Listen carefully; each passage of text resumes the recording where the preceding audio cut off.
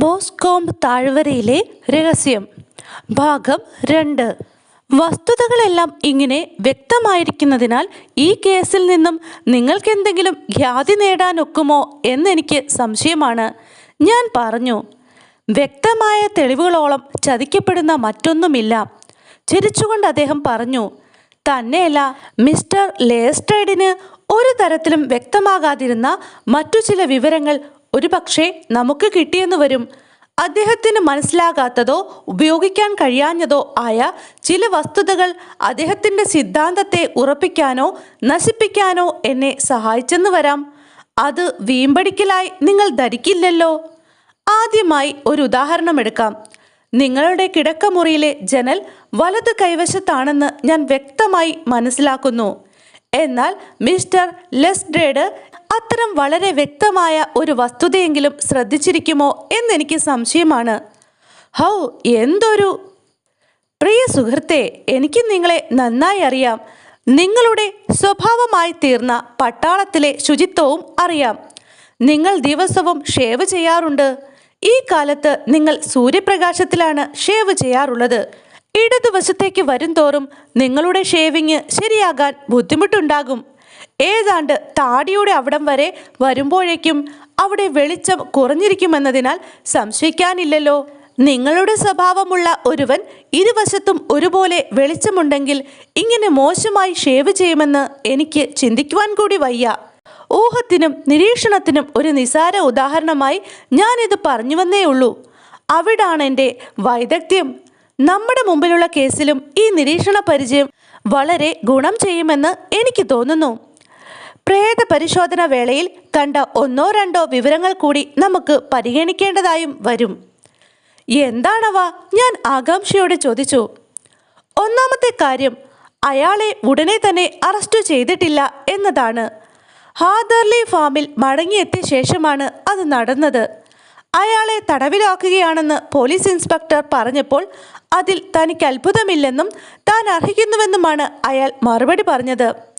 കുറ്റവിചാരകന്റെ മനസ്സിൽ അവശേഷിച്ചിരുന്ന സന്ദേഹത്തിൻ്റെ നേരിയ കണിക പോലും ഈ പ്രസ്താവനയോടെ മാഞ്ഞു പോകാൻ സ്വാഭാവികമായും ഇടയുണ്ടല്ലോ. അതൊരു കുറ്റസമ്മതമാണല്ലോ, ഞാൻ പെട്ടെന്ന് പറഞ്ഞുപോയി. ഏയ് അല്ല, കാരണം അതേ തുടർന്ന് ഉടൻ തന്നെ അയാൾ തൻ്റെ നിരപരാധിത്വവും വെളിപ്പെടുത്തിയിട്ടുണ്ട്. കുഴഞ്ഞ സംഭവങ്ങൾ ധാരാളം വേറെ ഉള്ളതിനാൽ ഇത് കുറഞ്ഞ പക്ഷം സംശയാസ്പദമായ ഒരു അഭിപ്രായ പ്രകടനമാണ്. നേരെ മറിച്ച് മേഘങ്ങൾക്കിടയിലെ പ്രജ്വലമായ ഒരു വെള്ളിരേഖ മാത്രമാണത്. എത്ര നിരപരാധി ആയിരുന്നാലും പരിതസ്ഥിതികൾ അയാളെ കരുതേച്ച് കാട്ടുമെന്നറിയാൻ കഴിയാത്തത്ര പക്വതയില്ലാത്തവനാകരുതായിരുന്നു അയാൾ.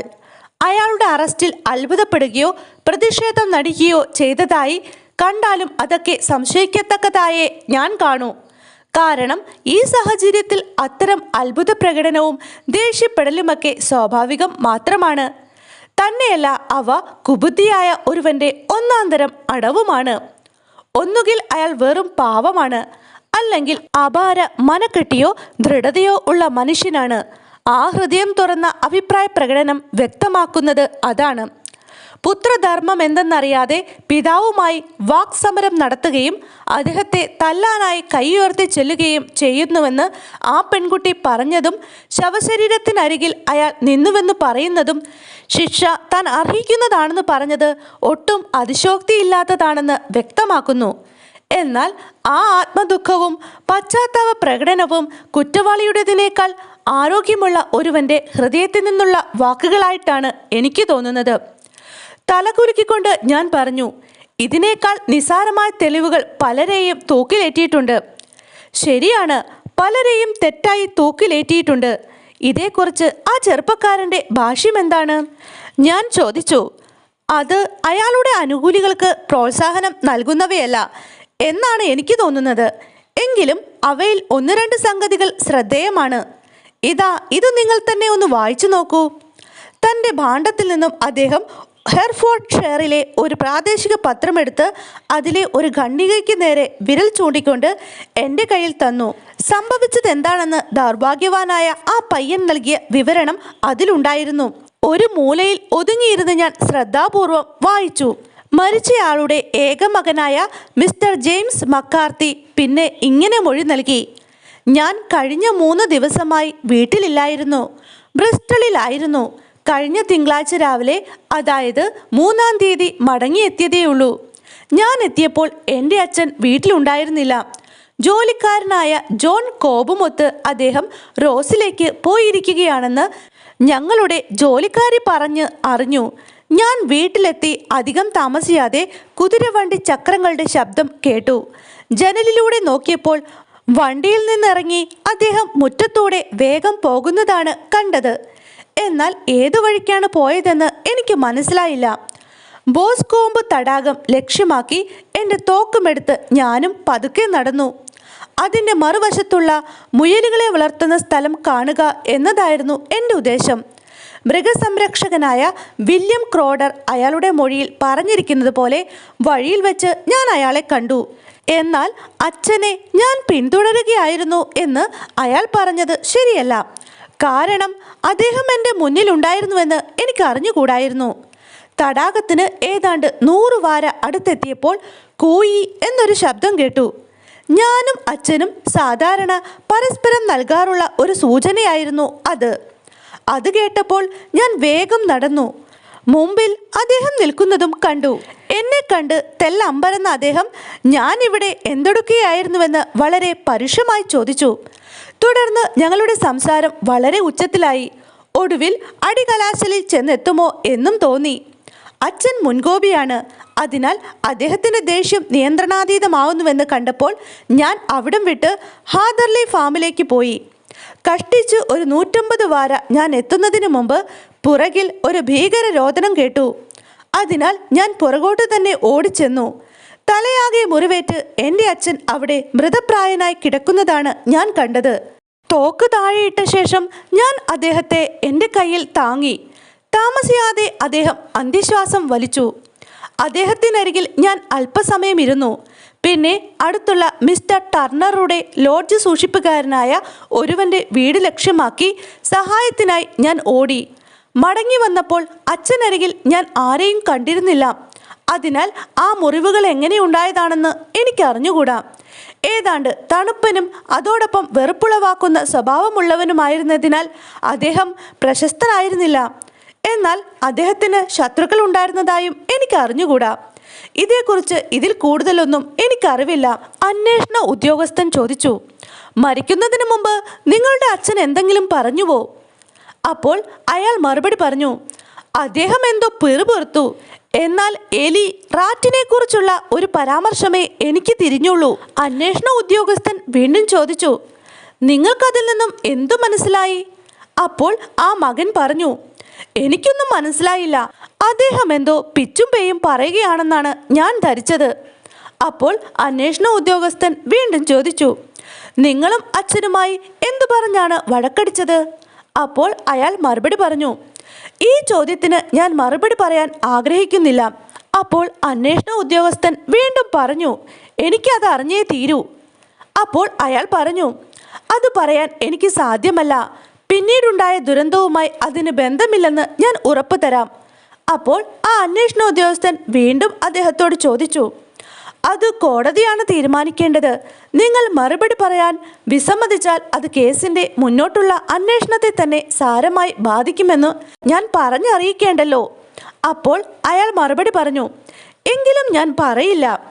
അന്വേഷണ ഉദ്യോഗസ്ഥൻ വീണ്ടും ആ മകനോട് ചോദിച്ചു, കൂയി എന്ന വിളി നിങ്ങളും അച്ഛനും സാധാരണ ഉപയോഗിക്കുന്ന ഒരു സൂചനയാണെന്ന് ഞാൻ ധരിക്കുന്നതിൽ തെറ്റുണ്ടോ?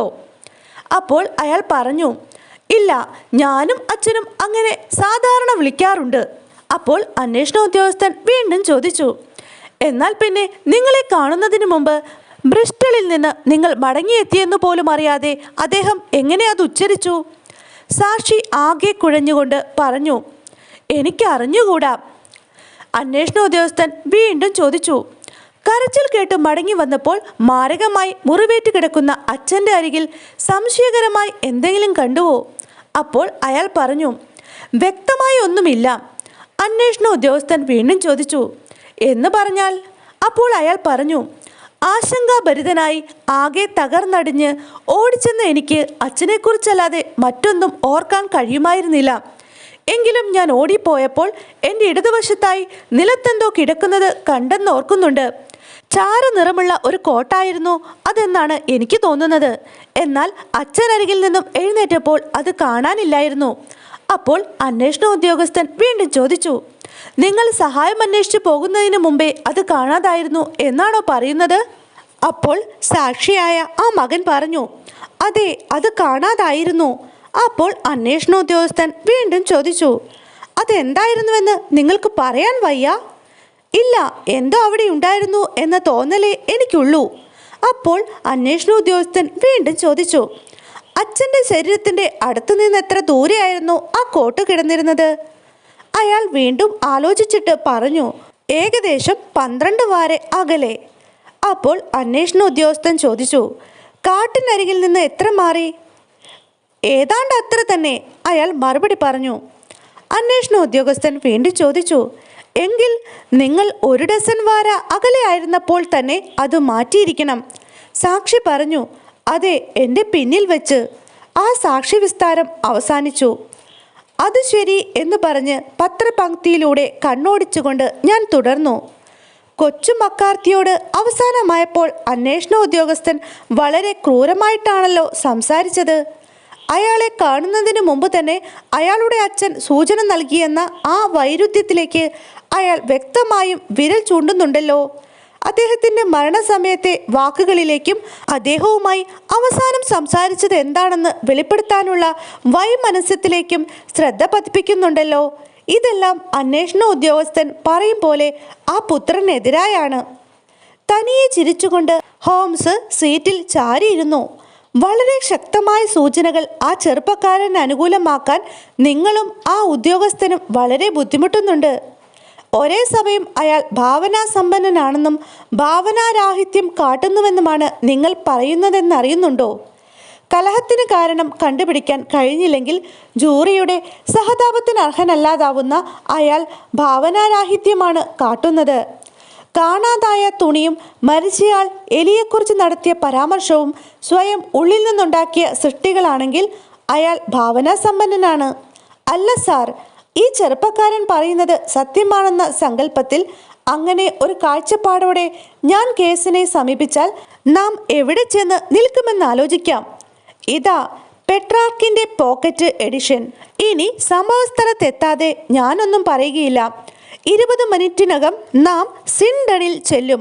അവിടെയാണ് നാം ആഹാരം കഴിക്കുക. മനോഹരമായ സ്ട്രൗട്ട് താഴ്വരയും പ്രകാശപൂർണമായി പരന്നുകിടക്കുന്ന സെവോൺ നദിയും കടന്ന് ഒടുവിൽ ഏകദേശം 4 മണിയോടെ ഞങ്ങൾ റോസ് എന്ന സുന്ദരമായ ടൗണിലെത്തി. മെലിഞ്ഞു നീണ്ട് കൃത്രിമി എന്ന് തോന്നിക്കുന്ന ഒരുവൻ പ്ലാറ്റ്ഫോറത്തിൽ ഞങ്ങളെ കാത്തു നിന്നിരുന്നു. ഗ്രാമീണ ചുറ്റുപാടിനനുസൃതമായ രീതിയിൽ ഇളം തവിട്ട് നിറമുള്ള കോട്ടും തോലുകൊണ്ടുള്ള പട്ടീസും ധരിച്ചിരുന്നുവെങ്കിലും അത് സ്കോട്ട്ലൻഡ് യാർഡിലെ ലെസ്ഡ്രോയാണെന്ന് മനസ്സിലാക്കാൻ എനിക്ക് ബുദ്ധിമുട്ടുണ്ടായില്ല. അദ്ദേഹത്തോടൊപ്പം ഹെർഫോർഡ് ആംസ് വരെ ഞങ്ങൾ യാത്രയായി. അവിടെയാണ് ഞങ്ങൾക്കായി മുറി ഒരുക്കിയിരുന്നത്. ഞാൻ ഒരു വണ്ടി വിളിച്ചിട്ടുണ്ട്. ചായ കുടിക്കാനിരിക്കെ ലെസ്ട്രേഡ് തുടർന്നു, എനിക്ക് നിങ്ങളുടെ ഊർജ്ജസ്വലമായുള്ള സ്വഭാവം നന്നായി അറിയാം. അതിനാൽ കുറ്റകൃത്യം നടന്ന സ്ഥലത്ത് ചെല്ലാതെ നിങ്ങൾ സന്തുഷ്ടനാവില്ലെന്നും അറിയാം. അത് നല്ലതും അഭിനന്ദനീയവുമാണ്, ഹോംസ് പറഞ്ഞു. എന്നാൽ അതെല്ലാം അന്തരീക്ഷത്തിൻ്റെ സമ്മർദ്ദം കൊണ്ടാണ്. എനിക്ക് ശരിക്കും മനസ്സിലായില്ല, അമ്പരന്ന ലെസ്ഡോട് പറഞ്ഞു. ഉഷ്ണമാപിനിയിൽ ചൂടെങ്ങനെ? 29. ശരി, കാറ്റില്ല. ആകാശത്തിൽ ഒരു മേഘപാളിയുമില്ല. വലിച്ചു തീർക്കാനായി എനിക്കൊരു പാക്കറ്റ് സിഗരറ്റുണ്ട്. തന്നെയല്ല, സാധാരണ ഗ്രാമപ്രദേശങ്ങളിലെ വെറുപ്പുളവാക്കുന്ന ഹോട്ടൽ അന്തരീക്ഷത്തിൽ കിട്ടാവുന്നതിനേക്കാൾ വലിയ നല്ല സോഫയാണിത്. ഇന്ന് രാത്രി മിക്കവാറും വണ്ടി ഉപയോഗിക്കേണ്ടി വരുമെന്ന് എനിക്ക് തോന്നുന്നില്ല. പ്രീതിപ്പെടുത്താൻ എന്നവണ്ണം ചിരിച്ചുകൊണ്ട് ലെസ്ട്രോഡ് പറഞ്ഞു. പത്രങ്ങളിൽ നിന്നും താങ്കൾ തീരുമാനങ്ങൾ എടുത്തു കഴിഞ്ഞിരിക്കുന്നു എന്നതിന് സംശയമില്ല. ഒരു വക്രതയുമില്ലാത്ത വളരെ വ്യക്തമായ കേസാണിത്. തന്നെയല്ല, കൂടുതൽ ചിന്തിക്കും തോറും കൂടുതൽ വ്യക്തമാവുകയും ചെയ്യും. എങ്കിലും വളരെ ധനികയായ ഒരു സ്ത്രീയെ നിരസിക്കാൻ ഒക്കുകയില്ലല്ലോ. അവൾ നിങ്ങളെക്കുറിച്ച് കേട്ടിട്ടുണ്ട്. നേരത്തെ ഞാൻ ചെയ്തതിൽ കൂടുതലൊന്നും നിങ്ങൾക്കിവിടെ ചെയ്യാനുണ്ടാവില്ലെന്ന് ഞാൻ ആവർത്തിച്ച് പറഞ്ഞിട്ടും അവൾക്ക് നിങ്ങളുടെ അഭിപ്രായം കൂടിയേ കഴിയൂ. ദൈവമേ, ഇതാ അവളുടെ വണ്ടി വന്നല്ലോ. അയാൾ ഇത് പറഞ്ഞു നിർത്തിയില്ല. അതിനു മുമ്പ് എൻ്റെ ജീവിതത്തിൽ അന്നേ വരെ കണ്ടിട്ടില്ലാത്തത്ര സുന്ദരിയായ ഒരു യുവതി മുറിക്കുള്ളിലേക്ക് തള്ളിക്കയറി വന്നു. തിളങ്ങുന്ന നീലക്കണ്ണുകളും വിടർന്ന ചുണ്ടുകളും ഇളം ചുവപ്പ് നിറമാർന്ന തുടുത്ത കവിളുകളുമുള്ള അവൾക്ക് ആശങ്കയും ഉദ്യോഗവും മൂലം ആത്മനിയന്ത്രണം തന്നെ നശിച്ചിരുന്നു. ഓ മിസ്റ്റർ ഷെർലക് ഹോംസ്, അവൾ വിളിച്ചുപോയി. ഞങ്ങൾ ഇരുവരെയും മാറി മാറി നോക്കിയ അവൾ ഒടുവിൽ സ്ത്രീ സഹജമായ അവബോധത്താൽ എൻ്റെ സുഹൃത്തിനെ തന്നെ നോക്കിക്കൊണ്ട് പറഞ്ഞു, നിങ്ങൾ വന്നതിൽ എനിക്ക് വളരെ സന്തോഷമുണ്ട്. അത് പറയാനാണ് ഞാനിവിടെ വന്നതും. ജെയിംസ് അത് ചെയ്യില്ലെന്ന് എനിക്കറിയാം. അതറിഞ്ഞുകൊണ്ട് വേണം താങ്കൾ ജോലി ആരംഭിക്കാൻ. അക്കാര്യത്തിൽ സംശയിക്കരുത്. ചെറുപ്പം മുതലേ ഞങ്ങൾ പരസ്പരം അറിയും. മറ്റാർക്കും അറിയാവുന്നതിനേക്കാൾ നന്നായി അയാളെ എനിക്കറിയാം. ഒരു പാറ്റയെപ്പോലും വേദനിപ്പിക്കാൻ കഴിയാത്തത്ര ലോലഹൃദയനാണ് അയാൾ. അദ്ദേഹത്തെ ശരിക്കറിയാവുന്ന ആർക്കും ഈ കുറ്റം ചുമത്തൽ പരമ അബദ്ധമാണെന്നറിയാം.